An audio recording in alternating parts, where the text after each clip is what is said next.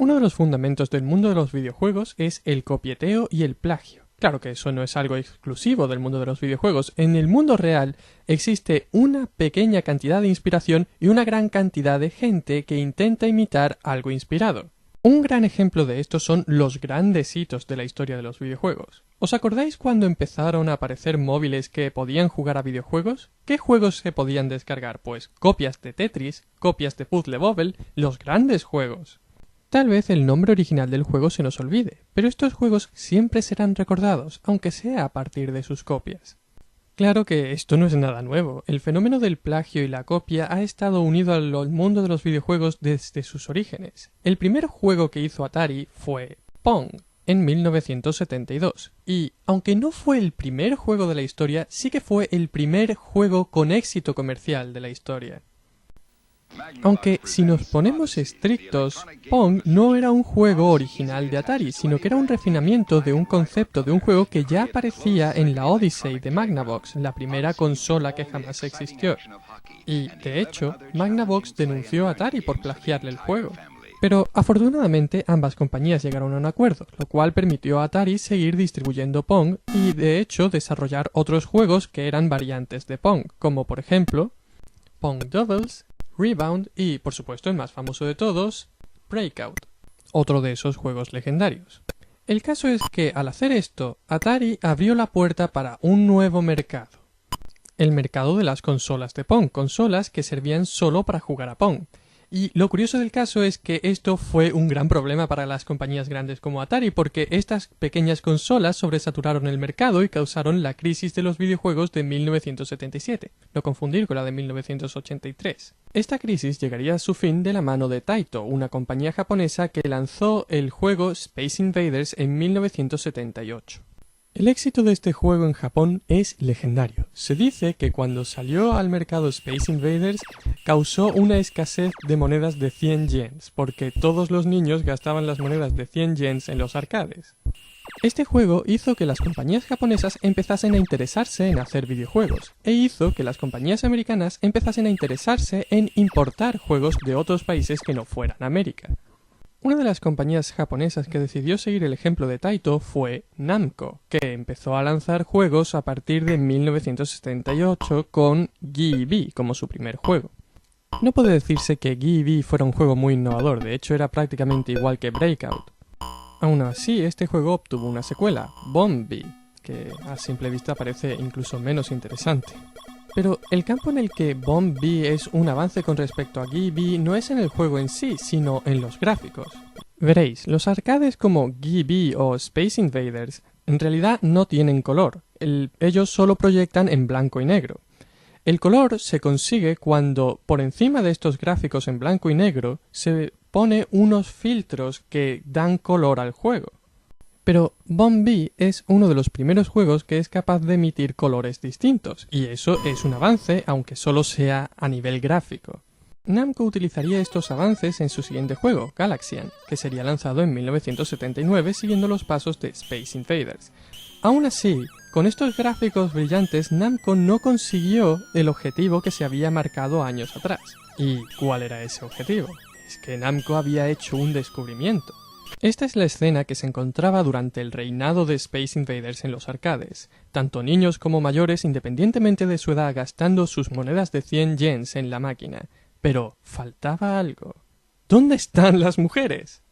La idea de una nave espacial disparando contra alienígenas que invadían la Tierra resultaba atractiva universalmente para todos los hombres, pero por alguna razón no llamaba la atención a las niñas.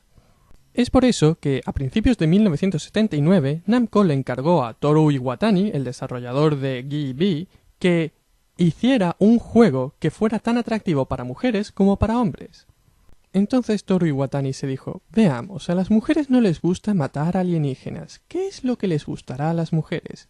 ¡Ah, claro! ¡Comer! Claro, a las mujeres les gustan los postres y las cafeterías y las heladerías y las tiendas de pasteles y la hora del té. Sí, claro, a las mujeres les encanta comer. Para que conste, más tarde Iwatani desarrolló otro juego para que fuera atractivo para las mujeres que se llamaría Level Ravel y en él incluyó otras cosas que él creía que le gustaban a las mujeres, cosas como flores, arcoíris, joyas y, por supuesto,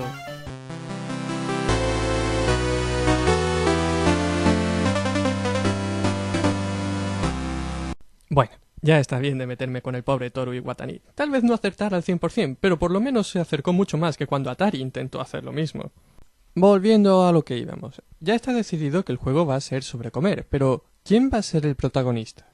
Una historia que se suele contar es que un día Iwatani tenía mucha hambre y encargó una pizza entera para él. Al coger un pedazo de la pizza, vio la forma que quedaba de la pizza y pensó que era una buena forma para el protagonista de su juego. Pero el propio Iwatani dice que eso no es del todo cierto.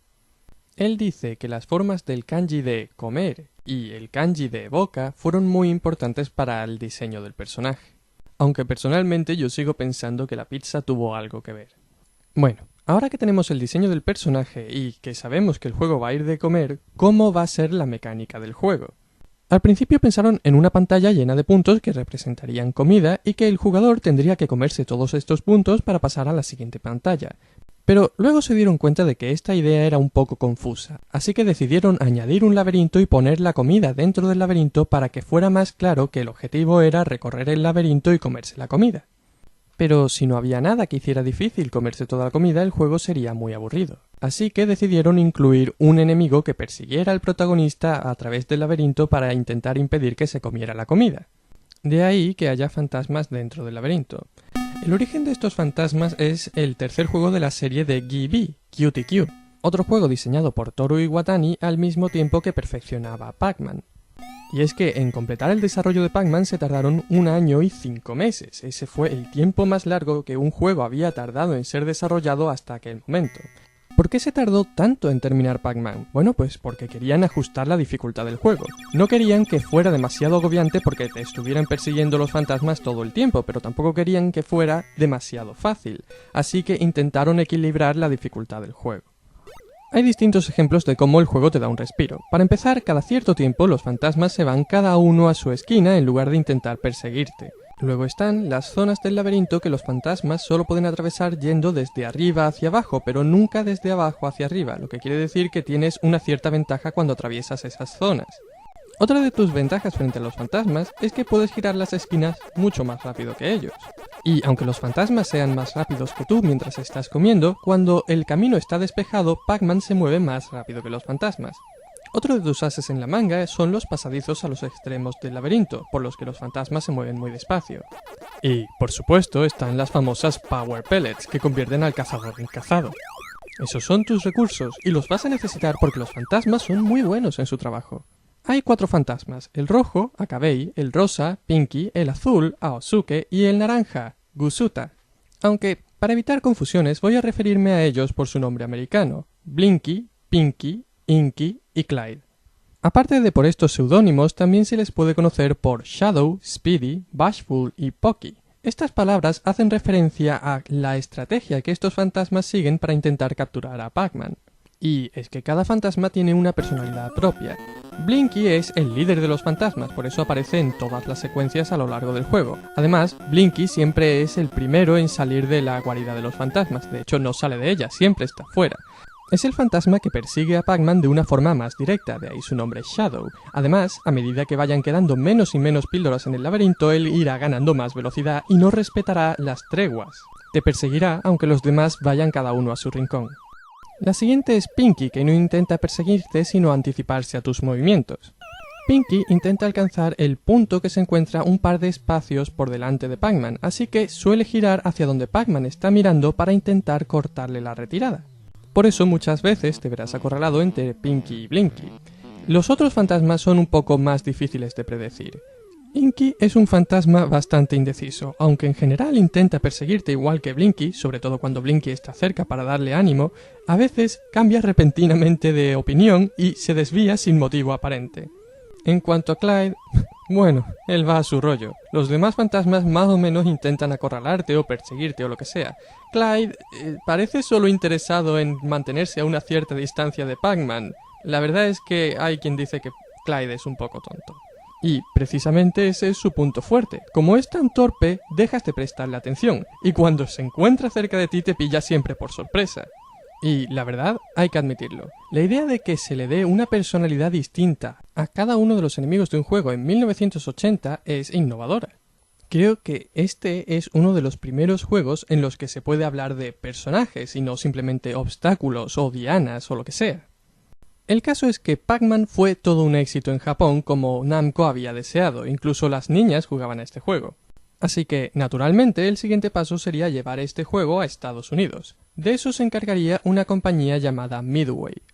Como cabía esperar, Pac-Man fue todo un éxito en América, y Midway no podía esperar para lanzar una secuela de Pac-Man.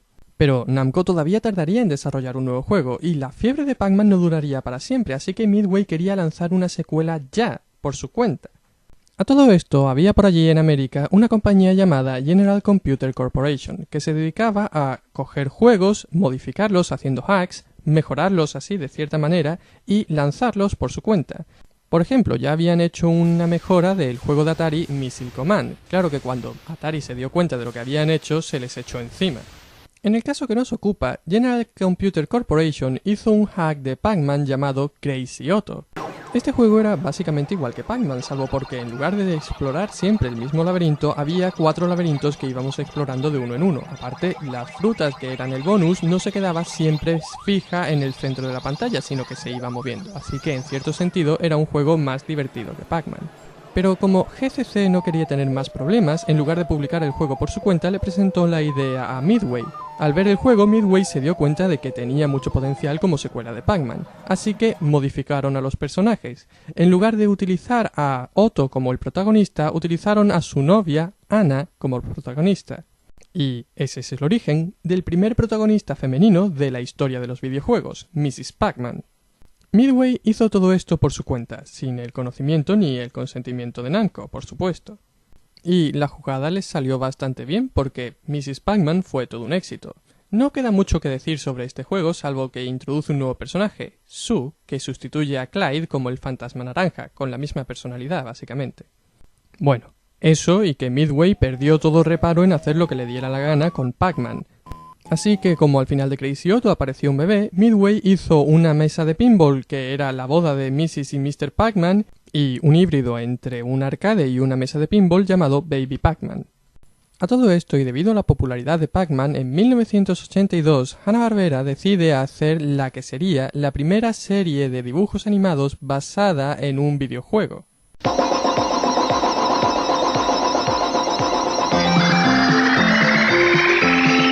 Pac-Man. That's me. Pac-Man. Oh! I must have those power pellets! Go find me the power pellet bonus!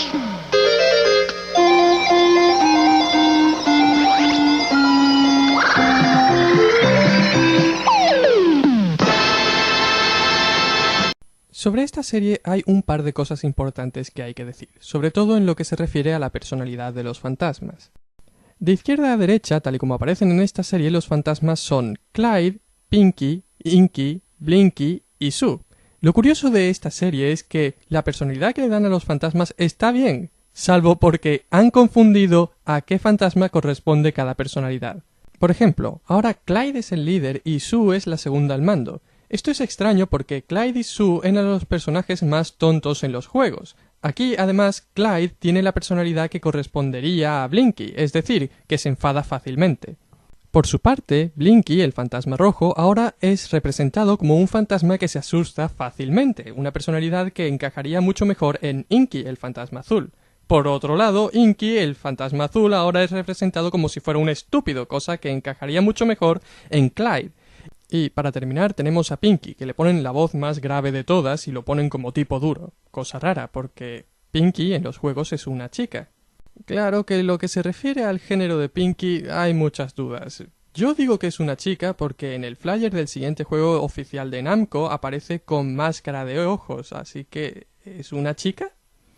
Este juego, por cierto, es la primera secuela oficial de Pac-Man, Super Pac-Man, lanzado en 1982. A diferencia de Mrs. Pac-Man, este juego se distancia mucho del original. De entrada se han quitado todos los puntitos pequeños y se han sustituido por comida de verdad. Aparte, se utiliza el Pac-Man gigante que aparecía en las secuencias del Pac-Man original y también se utilizan para algo lógico las llaves que aparecían en los últimos niveles de Pac-Man. Pero sobre si estos cambios hacen que este juego sea mejor o peor que el Pac-Man original quedan a decisión de cada uno. De todas formas, el caso es que el Pac-Man original era muy bueno. La siguiente secuela de Pac-Man sería Pac-and-Pal, que llegaría en 1983 de mano de Namco. Este juego sigue en la misma línea que Super Pac-Man, con un estilo muy distinto del Pac-Man original. La principal diferencia es Mil, un nuevo personaje que es un fantasma que intenta llevarse los objetos que Pac-Man quiere comerse a la guarida de los fantasmas. Este es el que podríamos llamar el personaje Pal, es decir, compañero de Pac-Man. La verdad es que no sé por qué escogieron la palabra compañero para describir a Mil. Realmente no es que Mil esté ayudando a Pac-Man, más bien está intentando llevarse los bonus de Pac-Man, sigue siendo un fantasma después de todo. Pero por lo menos no le hace daño cuando lo toca.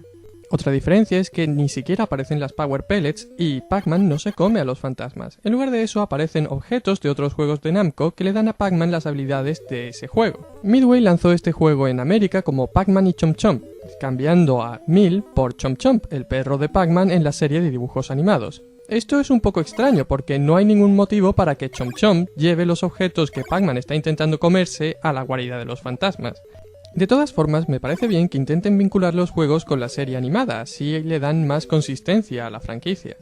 Un ejemplo de esto, pero en sentido contrario, sería cómo en la segunda temporada de la serie empezaron a incluir personajes que estaban basados en los otros juegos que habían aparecido en la serie, como por ejemplo Super Pac, que está inspirado en Super Pac-Man, y Pac Jr., que es el sobrino de Pac-Man y está inspirado en un juego del que todavía no hemos hablado. Y es que Midway seguía empeñado en sacar juegos de Pac-Man sin consultar con Namco, pero como no sabían hacerlo, tuvieron que pedirle ayuda a los que hicieron Mrs. Pac-Man, General Computer Corporation. Ellos hicieron Junior Pac-Man, siguiendo la historia del pequeño Pac-Man que había aparecido al final de Mrs. Pac-Man. Junior Pac-Man sigue en la misma línea de Mrs. Pac-Man, simplemente coge el concepto original y le añade un par de mejoras. En este caso, añade que los laberintos sean más grandes y ocupen más de una única pantalla. Por otro lado, sigue habiendo más de un laberinto a medida que pasas los niveles y, en este caso, a medida que los objetos bonus van saltando por el laberinto, al tocar las pequeñas píldoras las convierten en píldoras un poco más grandes que cuesta más trabajo comerse. Pero más importante que las pequeñas mejoras de este juego fueron las consecuencias de este juego. General Computer Corporation intentó demandar a Midway porque creía que los derechos de la familia Pac-Man eran suyos, ya que ellos se habían inventado a Mrs. Pac-Man y a Pac-Man Jr. Como comprenderéis, esto a Namco no le hizo ninguna gracia. Por si eso no fuera suficiente, también en 1983, Midway lanzó Professor Pac-Man, otro juego que hizo sin permiso de Namco. Sobre este juego existe otro rumor. Se dice que alguien le presentó a Midway la idea de Professor Pac-Man, un juego en el que el jugador tuviera que responder a ciertas preguntas para que el juego fuera educativo.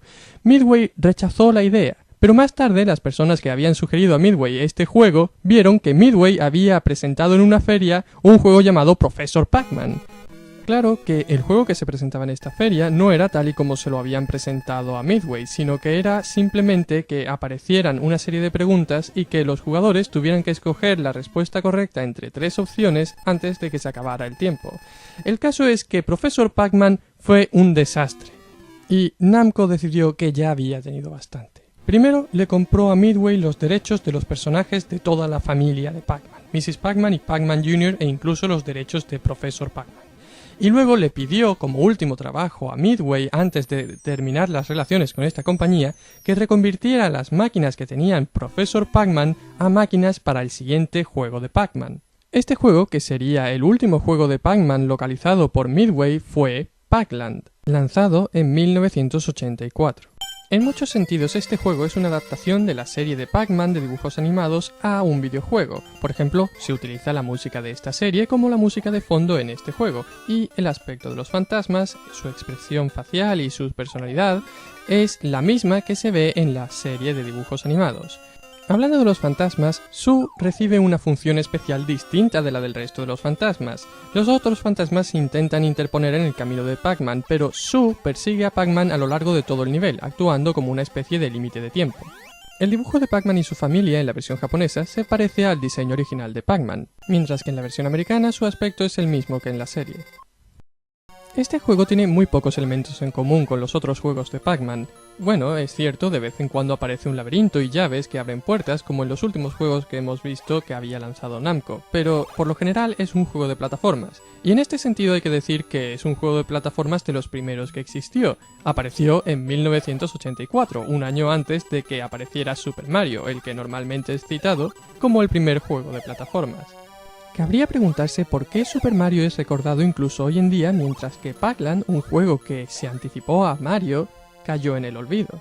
Puede que algún día hable más en profundidad de este juego, pero de momento basta con decir que los controles de Super Mario son mucho mejores que los controles de Pac-Land. En Pac-Land hay un botón para andar hacia la izquierda, un botón para andar hacia la derecha y un botón para saltar. Para correr tienes que pulsar 2 veces seguidas el botón para moverte en la dirección en la que quieras correr y luego mantener pulsado. La verdad es que no son unos controles tan raros. Hay muchos juegos que usan unos controles parecidos, pero creo que en general la gente está más acostumbrada a los controles de Mario. En fin, después de estos experimentos, Namco se dio cuenta de que a lo que a la gente de verdad le gustaba de Pac-Man era el juego original, y por eso lanzó un juego parecido al original, Pac-Mania, en 1987. La principal novedad de este juego es que pretendía estar en 3 dimensiones, de manera que Pac-Man no estuviese limitado a moverse en un laberinto plano, sino que también pudiera saltar por encima de sus enemigos. Para contrarrestar esta nueva ventaja de Pac-Man, se añadieron más fantasmas dentro de los laberintos para que saltar fuese prácticamente una necesidad. Y, además, decidieron llamar a estos fantasmas por su nombre americano, y aquí es cuando ya se hicieron un lío. Empezaron a llamar al fantasma rojo, que hasta ahora había sido Blinky, Clyde, porque Clyde era en la serie animada el líder de los fantasmas, y el fantasma rojo dentro de los juegos era el líder de los fantasmas, así que el fantasma rojo sigue siendo el líder y se llama Clyde. Blinky pasa a ser el fantasma naranja, pero mantiene la personalidad de Blinky en la serie animada, es decir, el fantasma rojo asustadizo, así que ahora va hacia la esquina inferior derecha, que es la que hasta ahora había sido de Inky, el fantasma azul que era el asustadizo, que igual que la serie animada sigue siendo el fantasma estúpido y por lo tanto le corresponde la esquina inferior izquierda. A partir del segundo nivel empieza a aparecer Sue. La personalidad de Sue en este juego está inspirada en la función de Sue en Pac-Land, es decir, Sue siempre te está persiguiendo, siempre sabe dónde estás y siempre sabe cómo encontrarte. El siguiente nivel está inspirado en el laberinto del Pac-Man original, y es el primer nivel en el que aparece el fantasma verde, Common, que se llama Common porque puede haber más de uno en el mismo nivel. Aunque en la versión americana del juego le cambian el nombre por Funky. En este nivel puedes saltar por encima de Funky como si fuera cualquier otro fantasma. Pero a partir del siguiente nivel, todos los fantasmas común empiezan a saltar cuando Pac-Man salta.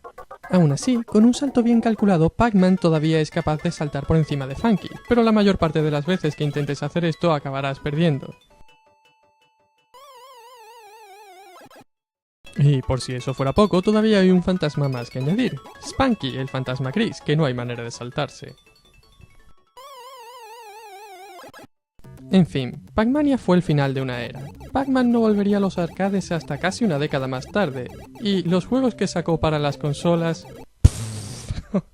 olvídalo.